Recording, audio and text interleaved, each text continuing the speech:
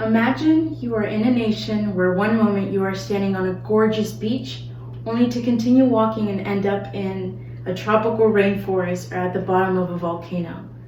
A country where there are stunning waterfalls and rushing rivers. My name is Miriam, and the country I just described to you is Costa Rica, also known as the Republic of Costa Rica, where the coffee is great, but the people are greater. I didn't know a lot about Costa Rica, even though it is considered a Hispanic country, and it wasn't until I began my research that I recognized a lot of the Hispanic customs, even though it is also considered a part of North America. First, I will tell you about the geographic location, some basic information about Costa Rica, including what language is spoken, other demographics, and some of its famous landmarks. Second, I will tell you about its culture, traditions, and some fun facts. Last, I will tell you about the communication behavior and types you find in Costa Rica. As I previously mentioned, Costa Rica is considered a part of North America or Central America. It is located near the equator and is considered a part of the tropical climate zone.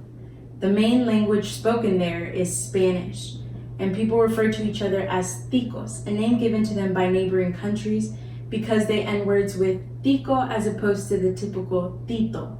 For example, instead of saying chiquitito or small, they say chiquitico. The main religion there is also Roman Catholicism, and there is a strong devotion to the Virgin Lady, though there are other smaller Christian denominations. On average, Costa Ricans have 8 years of schooling, and 6 of those years are dedicated to primary school. They also have a life expectancy of 77 years for the men and 83 years for the women. According to Culturegram's online edition, overseen by the ProQuest LLC company, an interesting fact about Costa Rica is that over 25% of its land is reserved as protected areas. It's also the most eco-friendly, with the intentions of becoming the first fossil-free country, with most of its energy being renewable. Additionally, Costa Rica is considered smaller than the state of West Virginia. Though there is a wide spectrum of geographical locations, this is amazing. It is bordered by the Pacific Ocean and surrounded by coastlines, which means there are tropical rainforests, mountain cloud forests, rivers, waterfalls, and volcanoes. The most popular of these volcanoes being the Arsenal and Boas volcanoes. The landmarks generally visited by tourists are just as stunning. A popular national park to visit is the Manuel Antonio Park. Gift giving is also very appropriate on any occasion. As reported by the World Trade Press on the culture and society of Costa Rica in an ebook titled Costa Rica Society and Culture Complete Report, an all-inclusive profile combining all of our society and culture reports, which was published in 2010. Gift giving is appropriate for family celebrations and even business meetings. An amicable country where a well thought out gift is much more appreciated than an expensive one. The perfect opportunity to share in these gifts is during the holidays, which are taken very seriously. They're spent out of work and with the family. They usually have a religious aspect to them and are very family oriented.